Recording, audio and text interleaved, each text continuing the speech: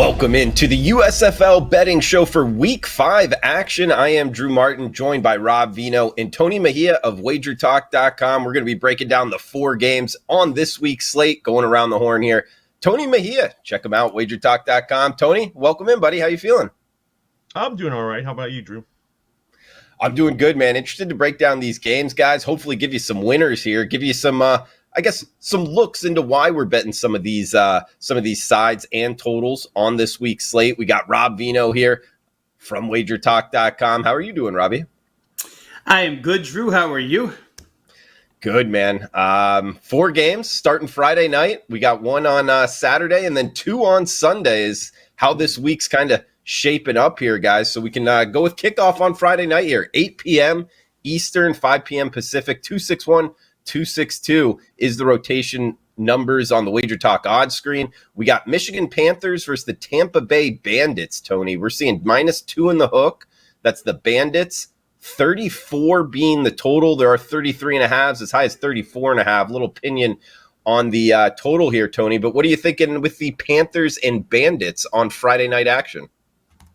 Well, I think I'll get back on the saddle here because I took the weekend off from USFL betting after the Stars and Panthers game on Friday night because I liked that to go under, and it was the highest scoring game of the week. It ended up 26-25, and a missed field goal cost Michigan an opportunity to win that game. But I think Tampa Bay is the way to go on this particular game.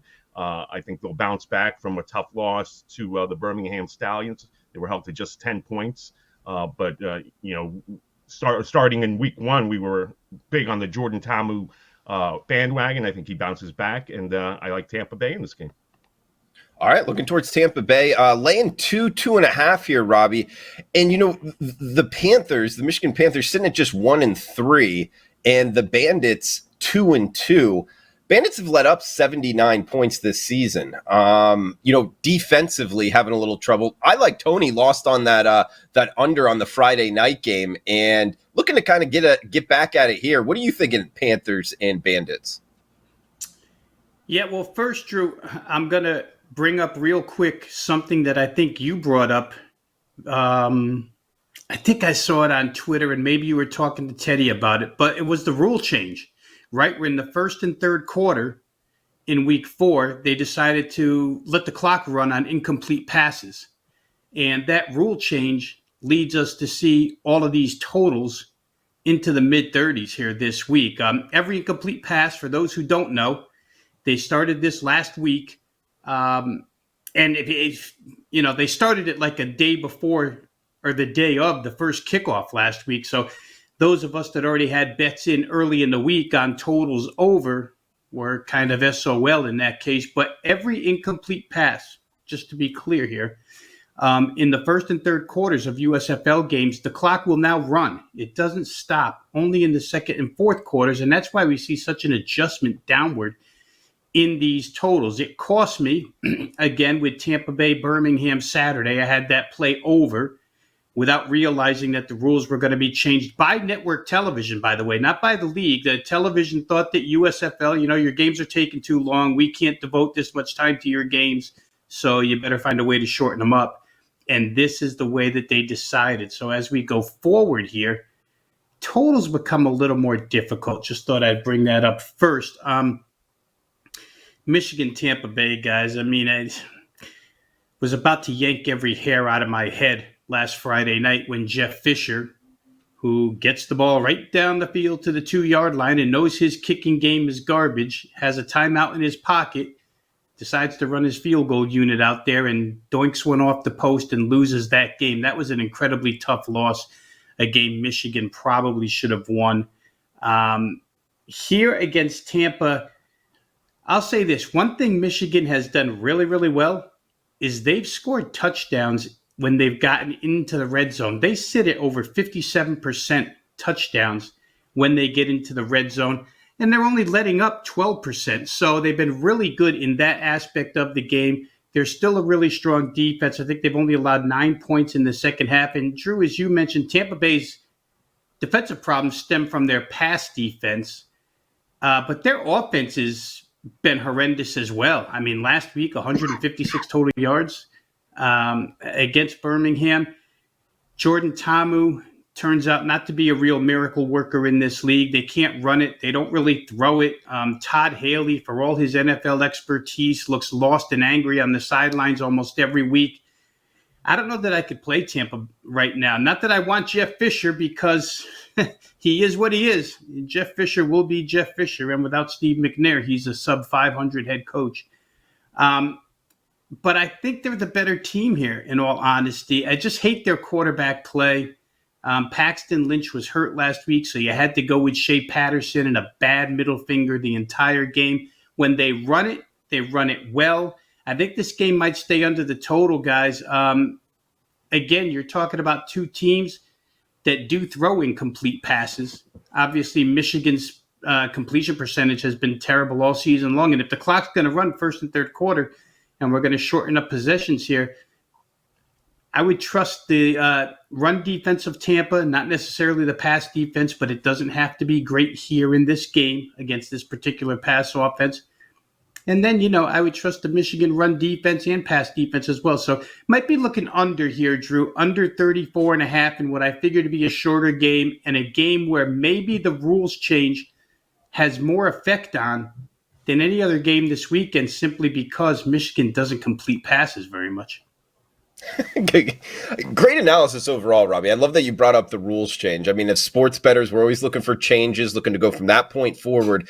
And like I brought up, I lost on the Friday night total to the under. And Robbie, I went back in terms of week 4 and the last 3 games. When you look at the number of points scored, we had Houston, New Orleans. That stayed under what, 40 points, 39 points. Then we had 26 points with the Bandits and Stallions. And then about 34 points with the Generals and Maulers. So you're right. It was a little bit less scoring because we saw more offense kind of in weeks. I would say in week 3, the offenses started to get a little bit more, I guess, just scoring prone. They were putting up more points. How do you think this is going to affect the games going forward? Because, look, that's a huge change. And actually, let me read this real quick. We're pleased with the total number of plays in our game, but to maximize fan enjoyment, we're also striving to keep games under 3 hours, USFL head of officiating Mike Pereira said. So starting in week 4, that was last week, we're moving to a running clock after an incomplete pass, but only in the first and the third quarters. We believe this change will achieve the desired game length while still providing the number of plays you've come to expect in a professional football game. And it goes on to say, yes, it was because of the TV providers kind of just saying, hey, we're not going to kind of move our programming around. Like with the NFL sometimes on Sundays, it goes into kind of the next show there. And I guess USFL, they're going to say, hey, it's got to be over by 3 hours, Robbie. So, does this, I guess just quickly, does this make you look to bet unders this week, or are you kind of going to play it by game? I think I'll play it by game, Drew, because it looks to me, when I saw the openers, it looked like the odds makers made the necessary adjustments, right? We don't see a single total in the 40s this week. They chop points off of these numbers. I think this game in particular, the only reason why I mentioned this game is because you're talking about a Michigan team that really likes to run it first, and they only complete 52% of their passes. So if incompletes are going to run the clock, that's a good team to do it with. And Tampa, on the other hand, only 55% completions on the season. So you got two teams that are struggling to complete passes. They're going to throw it in the first and third quarter, and clock's just going to keep running. Minimal possessions. Drew, just very quickly here for you. And you know what? I'll save it. Maybe we'll get to it when we get to the New Jersey game. But I was about to say that possessions were down a little bit in those last 3 games, or at least in 2 of them over the weekend. So it caught me off guard because they came with it so late. I think they came with this rule change on Thursday, right before the Friday games. And I had already been in action since Monday. It's almost amazing, like the sports books maybe should have kind of maybe void the totals bets, just because that's such a structural change. You know what I mean? But hey, it is what it is, guys. We got 3 o'clock on Saturday. Segue here, Robbie, to your point. Feel free. New Orleans Breakers, New Jersey Generals.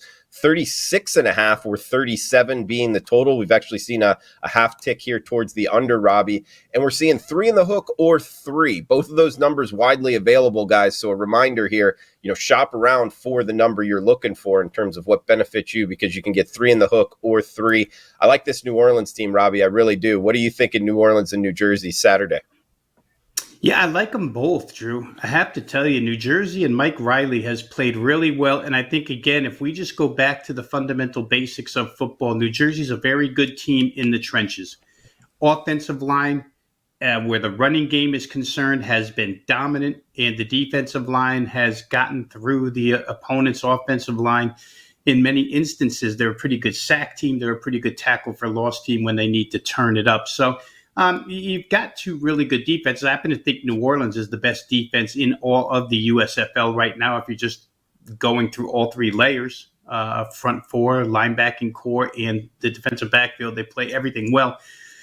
But the point to make about the Jersey Generals here is that in their last 2 games, neither team involved in their last 2 games has reached 10 possessions in a contest. And simply put, that's because New Jersey runs it so often, and they take a lot of the steam out of the clock already. I think there were 18 possessions, 9 each 2 games ago. And then last week, remember, they were laying 9.5, 10 to Pittsburgh. And we did the show, and I really would have been on New Jersey, but I thought that limited possessions, and if Pittsburgh got maybe, a couple of scores, it would be tough for New Jersey to cover, even though they were the better team. Well, there were only 17 possessions in that game, 9 for one side, 8 for the other. And that would, of course, lead you to under here. The one thing I will caution you with, again, I'll go to this rules change. New Orleans and Kyle Sloter, they don't throw a lot of incomplete passes. They throw the ball, they complete it, they move up and down the field. So maybe, no yardage and no time stoppage won't affect them as much.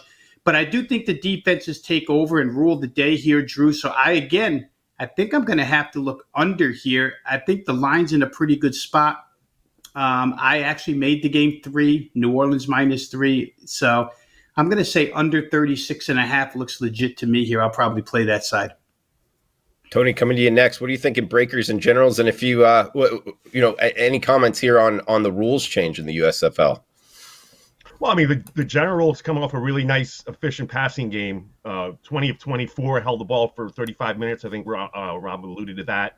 So, they were able to do what they wanted to do and do so efficiently, with DeAndre Johnson really stepping in nicely at QB. But I like the breakers and their playmakers. When we saw Tywan Taylor had a huge game, 4 catches, over 130 yards, and then the game winner Sloter to Jonathan Adams to win that game, basically at the gun over the Houston Gamblers. So 2 good teams. This might be the most attractive game of the 4-game slate, but I like the breakers to continue their winning ways. One thing about the this is the first week since week 1 where we're getting intra-divisional games. So the South looks like the better division over the North, and they swept week 1's games. So that's something to keep an eye on as well.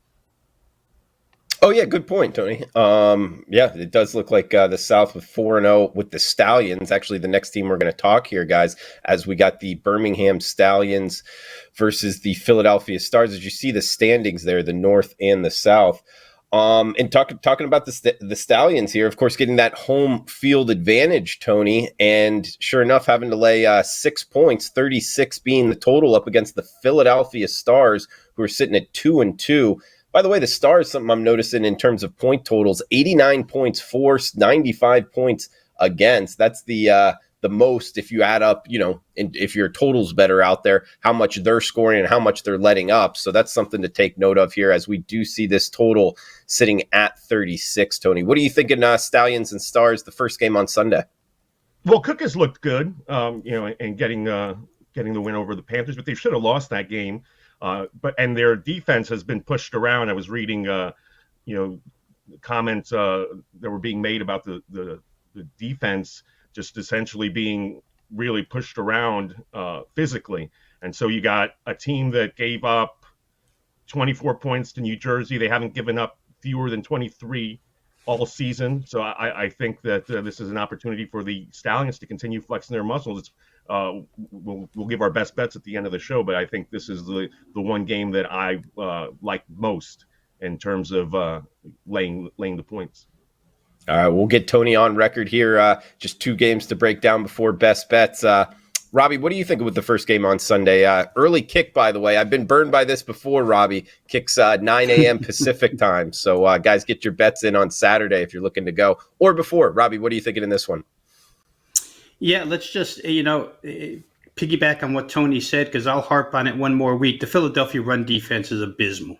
I mean, New Jersey 2 weeks ago when you watched that game, and it's why Luis Perez sat the entire second half of that game. It wasn't because Mike Riley had made a definitive move to DeAndre Johnson at quarterback. It's because they realized you could just hand it off and collect 6 yards of pop against this lousy run defense. So Luis Perez actually did come back and go 11 for 14 last week throwing the football. So it was not really a benching of Luis Perez. It was just a fundamental matchup that they seized upon. Philadelphia, the last 2 weeks, 269 rushing yards allowed to New Jersey. And then last week against Michigan, again, in a game Michigan should have won, 250 yards and 7 yards a carry. So that's 2 weeks in a row now. They've allowed 519 combined yards on the ground. Now, Birmingham hasn't been as strong a running team as New Jersey and Michigan have been, but they've been pretty good. They've gone over 120 yards 3 straight weeks. So Birmingham, for what it's worth, should probably go ahead and hand it off because Philadelphia is not going to stop you at all. They went back to Birmingham, did Alex Magoo at quarterback last week, which I didn't know if that was a real wise choice. And their offense kind of sputtered. Again, we know the rules change happened, but I thought Birmingham weeks before had been one of the more explosive teams inside the USFL, and Magoo started. I think he got injured in week 1, came out, and then he comes back last week, and they don't do much on offense whatsoever. We'll see what it brings this week. But again, Drew, I think that you can simply hand the football off against Philadelphia. The trick will be, can you stop the Philadelphia pass offense, which, as Tony said, Case Cook steps right in for Brian Scott and has performed very, very well. They throw the football real well. They don't even really attempt to run. They can't do it. So you've got like one of these college football teams where they can't run the football and they just throw it. And that's what Philadelphia is. Birmingham proved to be pretty stout last week, pass defense-wise, against Jordan Ta'amu in Tampa Bay. So I think Birmingham's probably the right side. You talked about their margin of victory overall. They've won 4 games by 4, 5, 6, and 9. Not blowing people out, but again, that home field edge, it needs to be accounted for the Birmingham Stallions. I think they're probably the right side here. Yeah, Robbie, great point. I mean, when you watch these games, guys, it's like the 3 games don't have many people, but the one that Birmingham's playing in, it's kind of, not that it's funny, it's just, it's interesting that, man, Birmingham's really jumping on this, Robbie, and giving them a home field advantage. They're showing up when the Stallions are playing, and hey, look, they're at top of the USFL here, sitting at 4-0, 99 points scored as well. They're only 1 point away from 100. No team has gotten to 100 points. They have the most scoring in the USFL. Guys, last game before Best Bets, 4:00 afternoon here, Sunday, the last game of the Week 5 card. We got the Maulers and the Gamblers. That's the Pittsburgh Maulers and the Houston Gamblers. Gamblers, one of my favorite team names here, Robbie. -6, showing 5.5 at some places offshore. 34 being the total. What are you thinking for the nightcap, the last game on the card for Week 5 here, Robbie? In our line of work, Drew, we can have separate sets of standings for first half and full game. Of course, the league doesn't have that, so Houston doesn't show up in first place. But if you just bet Houston first half blindly all 4 weeks, you're 4-0. You're just walking right to the window and cashing tickets. They did it again last week. They're over every single week. So if you just combine a Houston over parlay in the first half, you've cashed every week. And I should say 3-0 in both instances because in week one, they didn't really have first half lines. They waited to see how things were going to go and then started in week two. But they're 4-0 straight up. First half, 3-0 ATS, 3-0 over. Outscoring opponents in the first half 71-37 are the Houston Gamblers. But then you have to play the second half, and therein lies the problem for this team. 0-4 straight up second half, 0-3 against the spread, 1-2 as far as the total is concerned to the under, and 16 points scored, 58 points allowed, minus 42 in the second half. So it's really been two separate games with Houston. I mentioned last week that when Clayton Thorson took over 2 weeks ago because of injury, there was a comment made on that broadcast that Clayton Thorson felt a little bit freed up because he didn't have to look over his shoulder and think that if he performed bad on a specific series, he would come out of the game for the next series. And he played pretty well that week, and he played what I thought was pretty well again last week. Houston just doesn't overall have the total horses to get to the finish line here. But defensively, at times, they look really good. And Kevin Sumlin's offense at times can hit big plays. So, you're playing Pittsburgh here, and I hate to lay this type of points with the Houston side full game because Pittsburgh showed us last week, even though they're a bad football team, the line becomes the great equalizer. You can still cover, as they did against Jersey. But Houston should have some distinct advantages here. They've been good on the defensive side as far as takeaways are concerned. Pittsburgh's willing to give the football up. Just based off of what we've seen so far, Drew, the smartest thing, the logical thing, is to just shorten it up and play Houston first half and go ahead and cash your ticket and don't worry about the rest. But if you're looking for a full game play here, this one could be the one that sneaks over the total. I think Houston's got big play capability on both sides of the football, and Pittsburgh, for what it's worth, when they play a defense that's average, they seem to do okay. That Philadelphia game, they scored 23 points, so we'll see. But I think first half with Houston is a smart play. Good stuff, Robbie. And Tony, what are you thinking here? 4:00 on Sunday kickoff. Yeah, as our friend Kelly Stewart says, she doesn't like chalk-eating weasels, but I'll give us all permission to be one here because Maulers haven't shown me anything that wants to tell me to take points in this game. Whereas Houston's been in every game. The first few games were 5-point decisions. They had that 27-26 game in week 3, and last week the game was tied at 16 before New Orleans punched in that last second touchdown. So they've been in every game. Houston's quit on a couple. The Maulers have quit on a couple games. Pittsburgh's team, and from that standpoint, I don't mind being on the chalky side and riding the Gamblers here. I think the Gamblers bounce back with a blowout win. Tony Mejia, check him out, WagerTalk.com. Tony, coming back to you, man. Best bet section here. If any final thoughts you guys want to throw out, feel free to take the floor as well. Tony, what are you liking? If you got a best bet, feel free to throw it out. And any final thoughts for the show, bud? Yeah, well, the Birmingham weather report, everything looks good this weekend. 25% chance of rain on Saturday and Sunday, but it looks like it'll be sunny weather, temperatures in the 80s. So, nothing to watch out for there. And I think the home team, the Birmingham Stallions, are going to do it again. They're playing a Philadelphia Stars defense that's vulnerable. They're laying 6, 5.5 at some offshores. And they have the home field advantage that has played for the first 4 weeks of the season. So we'll go ahead and ride the Stallions to beat the Stars decisively, laying the 5.5, 6 points. I like it, Tony. I like that side as well, guys. We got New Orleans Breakers, New Jersey Generals, 36.5 is the total. No 37s left. Looks like the market's taking it down. I like this.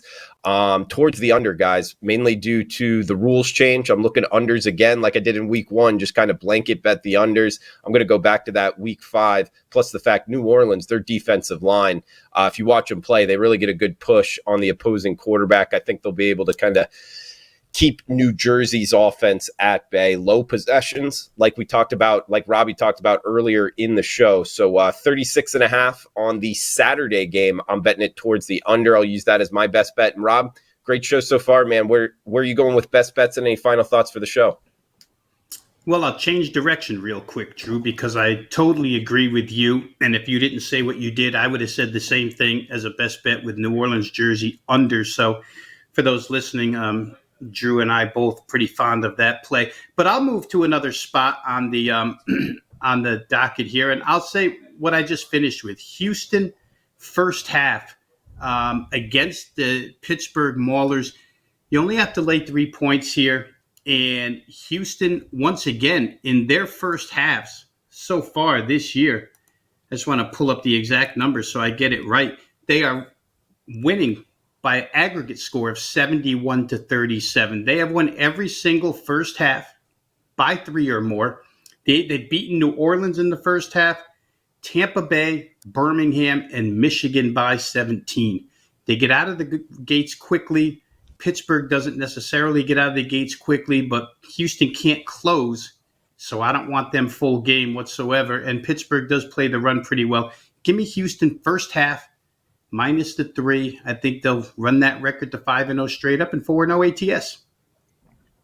Robbie Veno, Tony Mejia. I am Drew Martin. Guys, we got best bet recap here. New Orleans Breakers, New Jersey Generals under 36.5 for me. Veno on the Houston Gamblers first half, minus the field goal, and Tony Mejia, Birmingham Stallions, minus 5.5 is the low water mark out there.